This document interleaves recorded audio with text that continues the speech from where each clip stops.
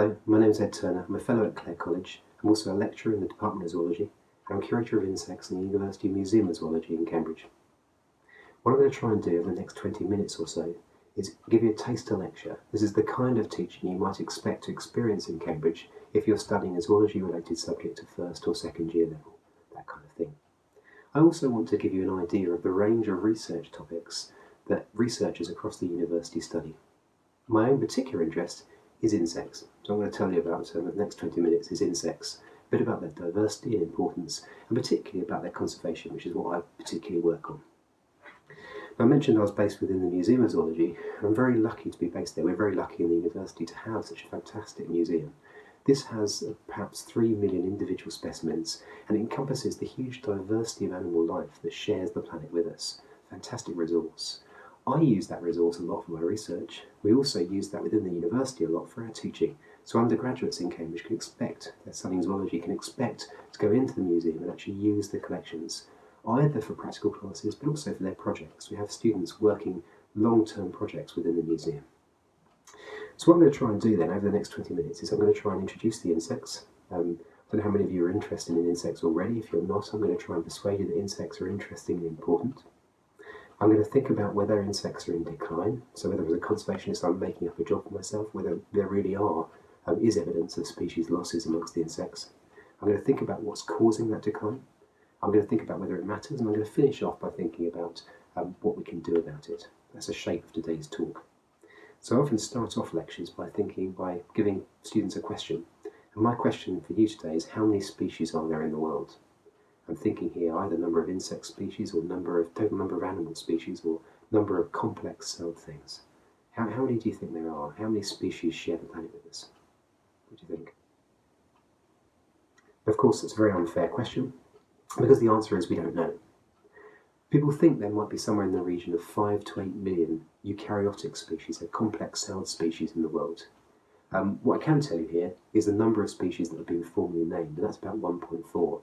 So the majority of things have yet to be formally named, even that basic level of biological knowledge. So we live in a very understudied world, a very exciting place to be. Of those named species, you can see the yellow here is insects. So insects dominate in terms of the number of described species, over 900,000 described species already. Interestingly, within that, the number of described species is also very uneven. So roughly half of that yellow chart is made up of beetles. So over 400,000 described beetle species. Notice also the orange at the top of the bar chart here. This is the social insects. I've split that out in the plot. These are things like ants, termites, wasps and bees. Insects that form huge nests with huge numbers of individuals in them. Those are quite specific. So not very numerous in terms of species here, but very important in other ways. So if we were to draw a picture to show what the world is really like, this is what it might be. This is a so-called Speciesscape. What we've got here is each of the individual taxa drawn are scaled according to the number of described species. This is what the world is really like. So you can see that it's not dominated by things like us, like mammals. It's dominated by insects, represented by this enormous fly. That's what the world's really like. We don't see that because, of course, we see things on a large scale, things that operate on the same sort of scale as ourselves. So insects are important in terms of the number of species. They're also important in terms of the biomass, the amount of mass they make up in an ecosystem. And this is shown here from a Biomassscape. So although individually insects are very small, if you were to be able to scrape them all together and weigh them, they make up a large mass. So this is a pie chart this time showing the biomass across different animal groups. This is based on real data from the Amazonian rainforest. And this time you can see that the insects, again, are dominating, but this time it's the social insects. So bees and wasps and ants and things like that are incredibly important in terms of that sheer amount of stuff, just the sheer abundance of them. And then yellow, of course, the insects, still very important. So again, we can draw this as a picture.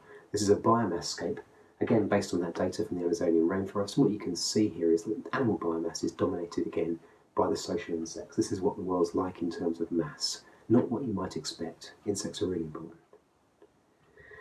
I think from a biological point of view, insects are also important because of the range of different forms and shapes and colours that they can display. Remarkable diversity within this group. This is shown here just for some colour patterns. So we've got on the right-hand side are a couple of different butterfly species. A thing on the top is called epithema. It's a relative of the meadow brown, you find here in the UK. This species from Southeast Asia. What you can see is the fantastic eye spots, fantastic colour spots on the wings. Now these are thought to deflect bird attack, so meant to be pretend eyes. Imagine if you were a tasty bird, a sort of a hungry bird, and you wanted to eat this tasty caterpillar, what you'd try and do is, of course, you'd try and grab its head. And how do we know that something's an insect's head? Well, it's got eyes on it. So, of course, what happens here is the birds will grab the wing, they'll end up with a beak full of wing, and the butterfly will drop to the ground and escape to live another day. So, a fantastic bit of biology. And if you look at that damage on the bottom wing, that's probably a bird punch. So, what's happened is the bird's come in and it's grabbed a beak full of wing, and the butterfly's then escaped. It's a fantastic way of deflecting attack. You can go even better than that. The butterfly on the bottom's a hair streak. What you can see is that on the left-hand side, it's got this orange and black eyes, pretend eyes. It's also got a pretend antennae. It's got an extension from its wing, which looks just like the antennae of an insect on its head, but that's not the antennae, that's just a bit of its wing. It's amazing adaptation. Of course, if you have this very complex outer skeleton, if you like, the cuticle of the insect, its proper name, then you also have to shed it every time that you grow. And there's a beautiful photo here showing some of the adaptations that insects have to be able to do that shedding, to be able to carry out that complex process. This is a beautiful adult cicada emerging from a larval skin. And you can see as it's emerging, it's pumping out its wings at the same time. It's changing its form at every stage of its life cycle.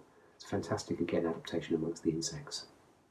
So a nice example here, one of the things about insects is you can bring in live examples to lectures. This is a beautiful stick insect, which again shows some of the remarkable ways that insects can evolve to change their outer skin, their cuticle, to enable them to camouflage. This is a beautiful sunny stick insect from Singaya Island. It's a big female, she's quite large. And if I hold you up, I don't know if you'll focus on this. It's got these beautiful different colour patterns and spikes coming off her body, which enable her to be absolutely perfectly camouflaged in the understory of a rainforest. Really, really hard to see these things. Absolutely remarkable adaptations. Pop that back. Good. Very well trained. So, insects are remarkable in terms of their sheer number of species. They're remarkable in terms of the biomass. They're remarkable in terms of the range of forms they can take. I think they're also remarkable in terms of the range of functions they can carry out in an ecosystem. So this figure shows some of those different functions. Because they're so diverse, they do everything in an ecosystem as well. They're sometimes described as the little things that run the world. They can be important for predation, like this lovely yellow and black assassin bug, which will eat lots of other herbivorous insects. We've got things like the caterpillars on the bottom here, which are important herbivores. Of course, these can be important in natural ecosystems. They're also very important in crop ecosystems, because they can devastate crops, and things like assassin bugs can stop them doing that. And of course, beneficial insects, again, on the top right here, with pollinators. Roughly a third of the world's crops are pollinated by insects. So again, they're very important for us in terms of providing food. Just because of the sheer number and abundance and range of things they do, insects are important for the functioning of natural and agricultural ecosystems. So what evidence is there that insects might be in decline? And there is some evidence. There's some individual examples of very, very numerous insects dying out or going extinct. This is perhaps the most famous of them. This is the Rocky Mountain grasshopper or Rocky Mountain locust. This was perhaps one of the most numerous insect species to have ever lived. Back in the 1800s, mid-1800s, there was individual swarms which were reported to be absolutely enormous in size. So one sighting in the mid-1800s estimated a swarm of 198,000 square miles. That's something roughly the size of California. So enormous numbers of these things. And yet, the last one was seen in the early 1900s. This would probably be to do with people, not direct hunting, of course, or anything like that, but rather habitat change. It's thought that this species only bred in certain areas, and with agricultural expansion and intensification occurring at that time, those crucial breeding sites were knocked out by humans, and therefore this species disappeared. So there's individual examples of insects going extinct, but what we might be more interested in as conservationists is how general that pattern is. Is it true that lots of insects are going extinct? And again, there's some evidence for this as well.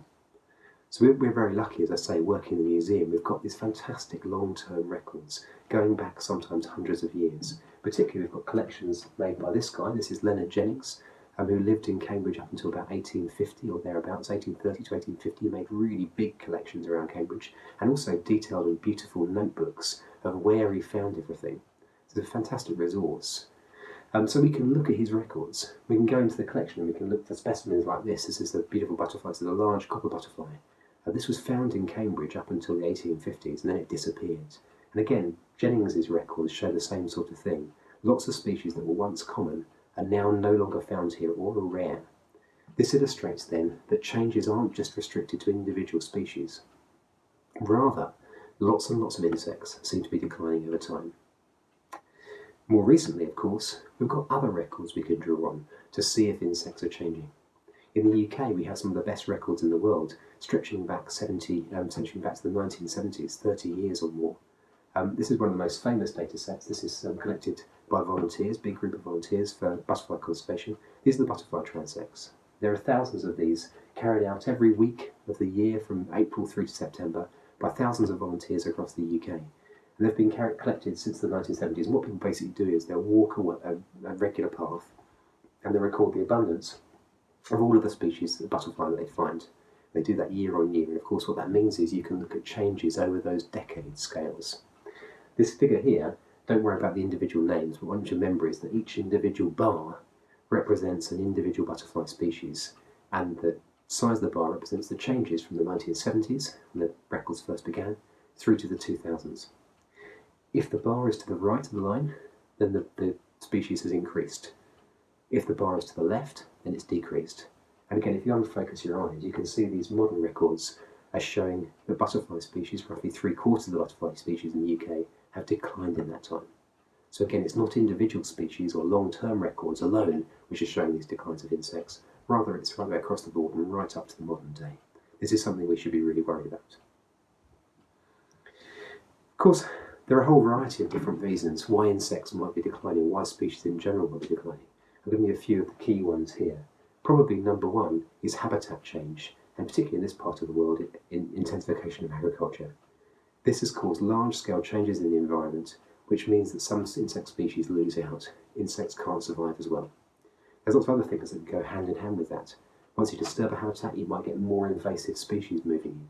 New species, introduced species moving in, which can change the way the ecosystem works, can force other species out and outcompete them. Of course, where you've got agriculture, you might get more use of pesticides, more use of fertilisers, what I've called here collectively pollution, if you like, which can again cause changes in species number. All-encompassing special sort of pollution, of course, is climate change. This is having an impact on ecosystems right the way around the world.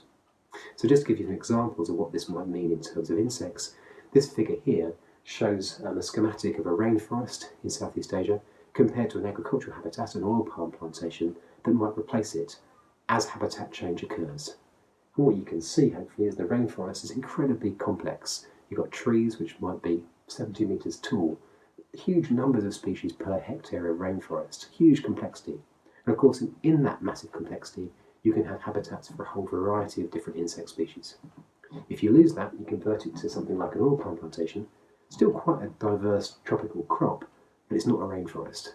So you lose a lot of the habitat complexity, you lose a lot of the environment that insect species might rely on, so species numbers goes down. Once you get that change, you might also find there's a change in the community, and disturbance-tolerant species can move in. They're often actually brought in by people. It's an example here of some nice work by Tom Fail, a colleague of mine. What he did was collect ants from a rainforest area and from an oil palm plantation area in Southeast Asia, and he identified them for species, and he particularly catalogued whether they were the native forest species or whether they were introduced species that were moving in. What he's done here is he's plotted this, with the introduced species being in the reddish bars and the native species being in the greenish bars. And what you can see here is the oil palm plantation on the left and the forest on the right. And he collected this in lots of different places in the ecosystem. He collected them from the canopy, right up in the top of the trees. He collected ants from the ferns, which were growing, bird's nest ferns, which were growing on the trees, kind of epiphyte. And he collected ants from the leaf litter on the forest floor. And hopefully what you can see is that in the oil palm plantation, a higher proportion of things were made up of these invasive species, new things which were disturbance tolerant and being brought in. In the forest, the reverse is true. Nearly all the species were native forest species. So there's a big change in the community here. And this can have a knock-on effect on other things that can survive in the ecosystem. In particular, things like this ant. This is the yellow crazy ant, so called because it's yellow and it runs around in a crazy manner when it's disturbed, so it's very appropriately named. But this is a voracious predator. So once you get this in, you get huge numbers of it, and it can cause a drop of other insects. You can see it here, a big group of them taking down a beetle many times their own size. These have fundamental changes in how the ecosystem works. So there's pretty clear evidence that insects are important, they do lots of things, but also that they're declining. I suppose the next stage of the talk is really whether this loss matters. Now for me, I think the number one thing is that it matters because insects are interesting, because they form such a large part of the biomass, the biodiversity of the world, that we should conserve them for that reason. Each individual species is worth conserving because of its interest and because of its unique evolutionary history. We can also take a more selfish approach, and we can say that we should conserve insects because of what they do. If we lose insects, we lose all of those important ecosystem functions that insects underpin. They're important because of that. They're important for us. This is quite a classic piece of work now by Klein and colleagues. And what they did here was they went out and they recorded bee diversity across lots of different coffee plantation areas. And they looked at how that related to coffee set, so fruit set within this crop, productivity if you like. What they found was that where you got more bee species, there's the graph on the top here, so increasing numbers of bee species on the x-axis, fruit set on the y-axis, what they found was the increasing number of bees meant more and more fruit set. So the positive relationship between number of insect species and fruit set. It wasn't interestingly related just to numbers, so it wasn't just the number of things, it was the diversity was important. So we should care about insect losses because of how it will impact on us. And of course, a similar lesson will probably be true in natural ecosystems as well. So to finish off, I want to think about some ways we can help this. What can we do about these losses? I think one of the key things we can do as researchers is understand more about these species, understand what their requirements are. And ultimately, of course, if you can understand their requirements, you can also manage the habitat to try and increase their numbers. There's a very nice example of this on the right-hand side here, for the large blue butterfly. It's a fantastic species, they're really complex natural history. In a nutshell, this is a trickster, is a parasite. What happens is that the butterflies lay their eggs, and the caterpillars, when they hatch, trick the ants on the bottom here to take them down into their nest. And there, to add insult to injury, what the caterpillars do is they feed on the ant's own larvae, like a cuckoo. And of course, what you can see with this butterfly is that if the butterfly doesn't have the ants, it won't survive. It relies on that. And unfortunately in the UK, because of changing management, this large blue butterfly declined hugely in numbers from the 1950s onwards, and that's what's shown in the bottom graph here, until it finally went extinct in the UK in 1980. So there's a number of colonies here, you can see at the bottom, declining and going extinct.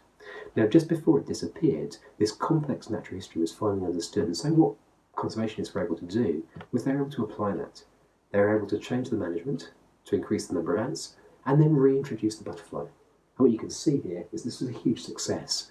So from the 1980s onwards, the numbers of these things increased dramatically. So we've got more populations now in the UK than we have done in the last 100 years.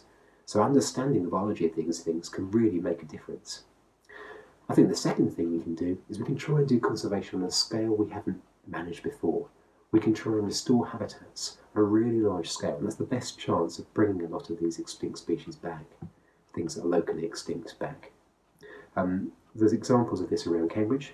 Fantastic examples include things like the Wicken Fen Vision, or things like the Great Fen Project, which are re-wetting some of these large areas of wetland. And it's a chance again in the future perhaps bring back things like that large copper butterfly that I mentioned before. So restoring habitats on a really big scale. I think the other thing we can do is we can try and engage people much more, both in the research and the conservation practice. And things like those butterfly conservation monitoring projects, which really rely on volunteers going out and collecting this data, a fantastic way of engaging people with the natural world and also contributing really valuable records to understand long-term change. The final thing I've got here, of ways that people can get involved, is of course with insects, things operate on a small scale. It's rather hard to think of an individual at home helping to conserve a whale or an elephant or something like that through his own action.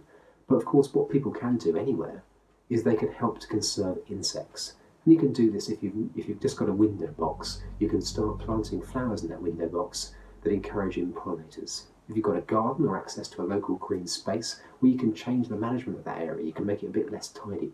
You can provide more habitats for insects. There's a fantastic way that people right the way across the country can be involved in insect conservation, directly involved. I'll give you some examples here of the kind of things you can put up on your houses. The bee box, you can put up a bee box like this anywhere. And we're encouraging solitary bees, really, really important resource for them, provide a nesting site. Of course, if you've got access to it, something like a little pond, if you've got a garden, or if you haven't got a garden, you can have kind of pond type window boxes as well, and soon you'll find that lots of aquatic insects can move in and use this, and lots of other species as well. So there's lots you can do in even a small space to really encourage in wildlife. So hopefully what I've tried to do over the last 20 minutes or so is give you a taster lecture, a taster example of what teaching might be like in Cambridge, and I've also cunningly introduced my own pet research topic as well to tell you a bit more about insect diversity. I hope what you've found out of today's lecture is that insects are really interesting, they're really important, and they're also really under threat, which is something we should all be worried about. Not just because of the remarkable biology of insects that could be lost to us, that knowledge could be lost, but also because of the important things that insects do in a natural ecosystem and an agricultural ecosystem. They're important for us, they're important for our food. What I've tried to finish off is thinking about ways that we can tweak conservation, we can tweak management reserves to try and increase numbers again. There's lots of different ways we can do that. So once you understand things, once you understand what a species requires, well then that can be used to directly inform management in the real world. In a lecture proper in Cambridge, I'll normally provide a handout and a reading list to go with it. So ways that students can learn more about the topic, key papers they can read or key journals they can read, things like that. I'm not going to do that for you here, but what I have done is I've provided you with a list of some links where you can learn a little bit more about the wide range of projects that I've discussed today. So I hope you've enjoyed the last 20 minutes or so and learned a little bit more about what studying in Cambridge might be like, and I very much hope you'll apply to Cambridge and indeed to Clare. Thank you.